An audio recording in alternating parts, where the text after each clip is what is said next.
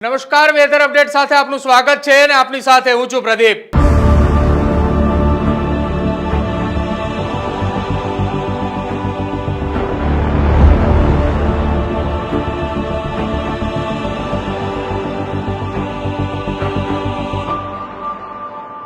ગુજરાતની અંદર છેલ્લા 48 કલાકથી ઉત્તર ગુજરાત અને ખાસ દક્ષિણ ગુજરાતની અંદર અતિથી ભારે વરસાદ વરસ્યો, જેમાં સુરતના કેટલાક વિસ્તારોની અંદર પાણી પણ ભરાવાની પરિસ્થિતિ સામે આવી। કમર સુધી ક્યાંક પાણી ભરાયા, કેટલાક વિસ્તારોમાં ગાડીઓ પણ તણાઈ ચૂકી હતી।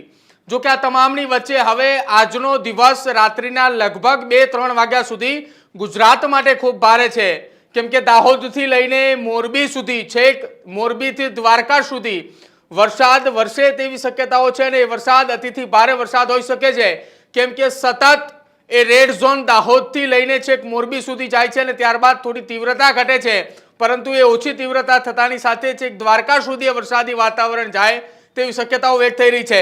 વિન્ડી મોડ્યુલના માધ્યમથી સમજીએ આજના દિવસની અંદર વરસાદની પરિસ્થિતિ કેવી છે। ગુજરાતની અંદર અત્યારે જુઓ આપ, આખો એ ભારતનો નકશો છે। ભારતના મેપની અંદર ગુજરાતના અંદર જો વાત કરવામાં આવે તો વરસાદની પરિસ્થિતિ એ ખૂબ અત્યારે ઓછી જોવા મળી રહી છે। ગુજરાતની અંદર વરસાદ ઓછો છે, પરિસ્થિતિ અત્યારે સામાન્ય જોવા મળી રહી છે, પરંતુ ખાસ ઉત્તર ગુજરાતથી લઈને દક્ષિણ ગુજરાતના પટ્ટા સુધી ખૂબ અતિથી ભારે વરસાદ વરસી રહ્યો છે। હવે જ્યારે બરોબર 11 વાગ્યાનો સમય અત્યારે થયો છે, 11 વાગ્યાના સમયની સાથે અહીંયા જો વાત કરવામાં આવે, આ મધ્યપ્રદેશનો એ ભાગ છે કે જ્યાં અત્યારે રેડ ઝોન છે। આ જ રેડ ઝોન જે મધ્યપ્રદેશના ભાગની અંદર રેડ ઝોન છે તે રાત્રિના 2 વાગ્યા સુધીની અંદર છેક મધ્યપ્રદેશથી લઈને અહીંયા એટલે કે જામનગર દ્વારકા સુધી પહોંચવાનું છે। ધીરે ધીરે સમજીએ કેટલી કલાકો બાદ ક્યાં ક્યાં આગળ વધે છે। 11 વાગ્યા સુધીની અંદર આ પરિસ્થિતિ છે। અમદાવાદની અંદર ગત મોડી રાતથી વરસાદ ચાલુ છે, ગાંધીનગર, મહીસાગર, પંચમહાલ, દાહોદ વિસ્તારની અંદર પણ વરસાદ ચાલુ છે। હવે વાત 12 અને 1 વાગ્યાની વચ્ચેની કરવી છે। अब જો અહીંયા આ એ દાહોદનો એ પંથક છે, દાહોદનો એ ભાગ છે કે જ્યાં વરસાદની તીવ્રતા એ વધે છે, રેડ ઝોન આપવામાં ત્યાં આવે તેવી શક્યતા વ્યક્ત થઈ રહી છે। આ એ 2 જિલ્લાઓ છે, અહીંયા અલગ અલગ બંને, એ પહેલા તો એ રાજ્ય તમે સમજી લો। આ જે જગ્યા છે અહીંયા આ એ મધ્યપ્રદેશનો ભાગ છે, અહીંયા એ ગુજરાતની બોર્ડર આવી જાય છે। ગુજરાત અને મધ્યપ્રદેશ બંને ભાગ છે। અહીંયા દાહોદનો એ વિસ્તાર છે કે જ્યાંથી વરસાદની તીવ્રતા એ ખૂબ ગુજરાતની અંદર વધે છે।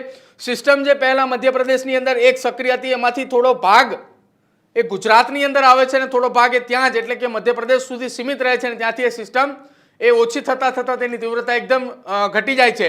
હવે આગળ વાત કરવી છે 1 વાગ્યા બાદની, 1 થી લઈને લગભગ 3 વાગ્યા સુધીનો સમયગાળો કે જે આ સિસ્ટમ અહીંયા તમે દાહોદ નજીક જુઓ છો એ ધીરે ધીરે આગળ આવી રહી છે, એટલે કે દાહોદ બાદ મહેસાણા, ગાંધીનગર અને અમદાવાદ સુધી આ સિસ્ટમ જે છે તે પહોંચી રહી છે, જેના 2 ભાગ હતા પહેલા, એક અહીંયા દાહોદ નજીક હતો અને એક મધ્યપ્રદેશની અંદર ભાગ હતો। મધ્યપ્રદેશ વાળા ભાગની તીવ્રતા એ ઘટી રહી છે। अब જો આ 2 ભાગ પડ્યા અલગ અલગ, આ બંને અલગ અલગ ભાગની અંદર આ ભાગની તીવ્રતા એટલે કે મધ્યપ્રદેશ વાળા ભાગની તીવ્રતા એ ઘટે છે, ગુજરાત વાળા ભાગની તીવ્રતા એમને રહે છે અને એ અમદાવાદ તરફ આગળ આવે છે।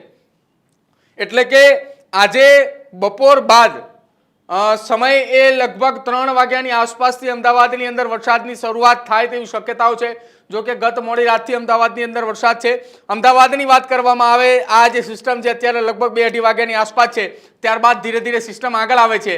અમદાવાદની અંદર આ સિસ્ટમનો જે સમયગાળો છે તે 5 વાગ્યા બાદથી એટલે કે 5 વાગ્યા બાદ અમદાવાદની અંદર ધોધમાર વરસાદ વરસી શકે છે। આ સિસ્ટમની તીવ્રતા કેટલી છે, આ સિસ્ટમની તીવ્રતા અમદાવાદની અંદર કેટલી છે, ઝૂમ કરીને સમજીએ કે જેમાં કેટલા તીવ્રતાની સાથે કેટલા વિસ્તારે લેવામાં આવશે। આપ જુઓ, અમદાવાદ છે, ગાંધીનગર છે, મહેસાણાનો એ ભાગ છે, આ આખા ભાગની અંદર રેડ ઝોન આપવામાં આવ્યું છે। अब જો રેડ ઝોનનો આ વિસ્તાર છે, જેમાં અહીંયા આપણે બતાવી દઈએ, આ ગાંધીનગરનો વિસ્તાર છે, આ દહેગામનો એ વિસ્તાર છે અને ત્યારબાદ અહીંયા એ અમદાવાદનો આ ભાગ છે, જેમાં અમદાવાદની અંદર વાત કરવામાં આવે સિલજ વિસ્તાર છે, બોપલ વિસ્તાર છે, તેલાવ, આ તમામ વિસ્તારની અંદર અતિથી ભારે વરસાદ પડે તેવી શક્યતાઓ વ્યક્ત કરવામાં આવી રહી છે। એટલે કે આ રેડ ઝોન આખું એ સર્કલ આપવામાં આવ્યું છે।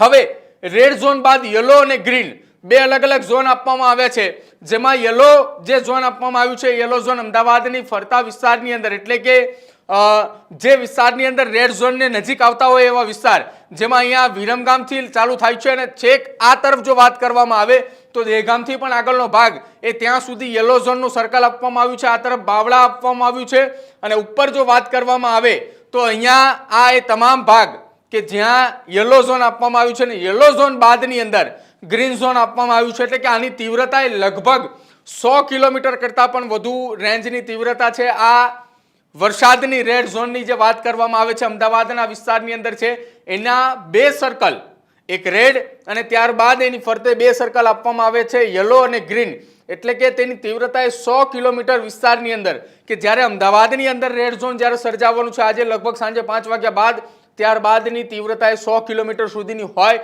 તો કદાચ નવાઈ નહીં, કેમ કે આ વિન્ડી મોડ્યુલની અંદર આમાં બતાવવામાં આવી રહ્યું છે. હવે વાત કરવી છે મોડી રાતની 8, 8:30, 9 વાગ્યા સુધી, 10 વાગ્યા સુધી, 11 વાગ્યા સુધી, કે જે મધ્યપ્રદેશની અંદર આ સિસ્ટમ સક્રિય થઈ હતી, એ મધ્યપ્રદેશવાળી સિસ્ટમ સક્રિય થતાં થતાં અમદાવાદ પહોંચે છે અને અમદાવાદથી આગળ એ સિસ્ટમ છેક અહીંયા, એટલે કે મોરબીવાળો જે ભાગ છે, મોરબીના પંથક સુધી એ ભાગ પહોંચે છે. આપ જુઓ અહીંયા, અને એની તીવ્રતા ઘટે છે. જે તીવ્રતા અમદાવાદની અંદર જોવા મળી હતી એની કરતાં તીવ્રતા એ ઘટી અને ત્યારબાદ આગળ આવતા મોરબી નજીક દરિયા કિનારે જ્યારે તે પહોંચે છે અને ત્યારે અચાનક જ એ તીવ્રતા એકદમ ઓછી થઈ જાય છે, રેડ ઝોન પૂરું થાય છે અને ત્યાં માત્ર ને માત્ર ગ્રીન અને યલો એ માઇનોર એ ઝોન જોવા મળે છે કે જ્યાં વરસાદની તીવ્રતા ઓછી થાય છે. આ મોરબીનો ભાગ છે અને ત્યારથી મોરબીથી લઈને સીધી જે સિસ્ટમ દ્વારકા સુધી આવે છે.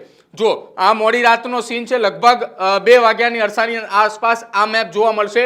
મોરબી, જામનગર, ગાંધીધામ ઉપરનો તરફ છે અને ત્યારબાદ આ સિસ્ટમ એ દ્વારકા સુધી પહોંચવાની છે. અત્યારે આ ભાગ જો રાતના 2 વાગ્યાનો સમય છે કે જ્યાં એ જામનગર અને મોરબી સુધી વરસાદની તીવ્રતા છે. દરિયાકાંઠાનો આ ભાગ છે, આ ખાડી વિસ્તાર છે. ખાડી વિસ્તારના કારણે ત્યાં તીવ્રતા એ થોડી ઓછી થઈ, દરિયાની અંદર જોવા મળ્યો, કરંટ દરિયાની અંદર જાય છે.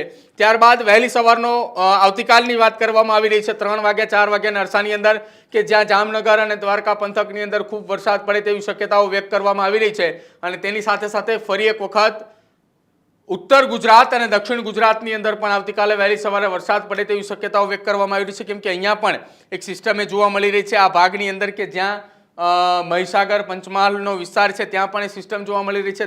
દાહોદની અંદર પણ, કે જે આજે બપોર બાદથી એ સિસ્ટમ ધીરે ધીરે આગળ વધી રહી છે. એ જ પ્રકારે થોડી ઘણી સિસ્ટમ એક એક્ટિવ થાય છે, પરંતુ એ 2-4 કલાક માટે આવતીકાલ દરમિયાન વહેલી સવારે વરસાદ વરસાઈ શકાય તેવી શક્યતાઓ છે. પરંતુ આવતીકાલની એક ખાસ એ મહત્વની વાત એ છે કે રાજસ્થાનની અંદર બહુ મોટી એક સિસ્ટમ સક્રિય થઈ છે.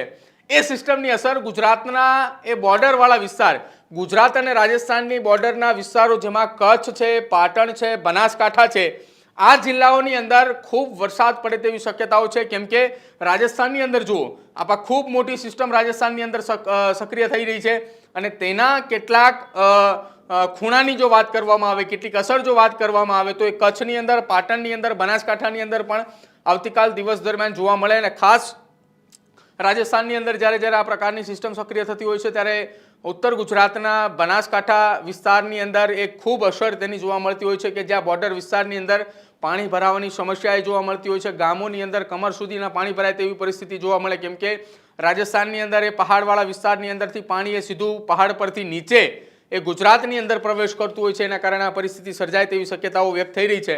પરંતુ એક સાથે 2 સિસ્ટમો સક્રિય થવાના કારણે એ પરિસ્થિતિ સર્જાઈ રહી છે. ત્યારબાદ બીજી એક સિસ્ટમ એ કચ્છની ઉપરના ભાગની અંદર, એટલે કે પાકિસ્તાન વિસ્તારની અંદર જે સિસ્ટમ સક્રિય છે તેની પણ અસર આવતીકાલના દિવસ દરમિયાન કચ્છની અંદર પડે તેવી શક્યતાઓ વ્યક્ત થઈ રહી છે. એટલે કે સતત હવામાન વિભાગ દ્વારા એલર્ટ આપવામાં આવી રહ્યું છે, જાહેરાત આપવામાં આવી રહી છે. જોકે ગત 2 દિવસ સુરતની અંદર અતિ ભારે વરસાદના કારણે શાળા કોલેજોએ બંધ રાખવાનો નિર્ણય પણ લેવામાં આવ્યો હતો. જો કે હાલ સ્થિતિ સામાન્ય થતાં ફરી એકવાર શાળા કોલેજો સુરતની અંદર શરૂઆત થઈ ચૂકી છે. સુરતના લોકો એ સતત 2 દિવસથી કમર સુધી પાણીની અંદર તેઓ મુશ્કેલીની અંદરથી તેઓ બહાર આવ્યા છે, પરંતુ હજુ પણ વરસાદની સ્થિતિ યથાવત જોવા મળી રહી છે. અને બીજી તરફ હવે રેડ ઝોન સર્કલ એ દાહોદથી લઈને દ્વારકા સુધી પહોંચે તેવી શક્યતાઓ વ્યક્ત થઈ રહી છે. વિન્ડી મોડેલના માધ્યમથી આપણે સમજ્યું. અને ખાસ તમારા વિસ્તારની અંદર કયા પ્રકારની સ્થિતિ છે, કેવો વરસાદ છે, તે ખાસ અમારા કમેન્ટ સેક્શનની અંદર જણાવજો. તમારા વિસ્તારની અંદર કેટલું તંત્ર એલર્ટ છે, સાથે સાથે તંત્ર દ્વારા કયા પ્રકારના તકેદારીના પગલાં લેવામાં આવ્યા છે તે પણ અમારા કમેન્ટ સેક્શનની અંદર જરૂર જણાવજો. જોતા રહેજો ન્યૂઝરૂમ. નમસ્કાર.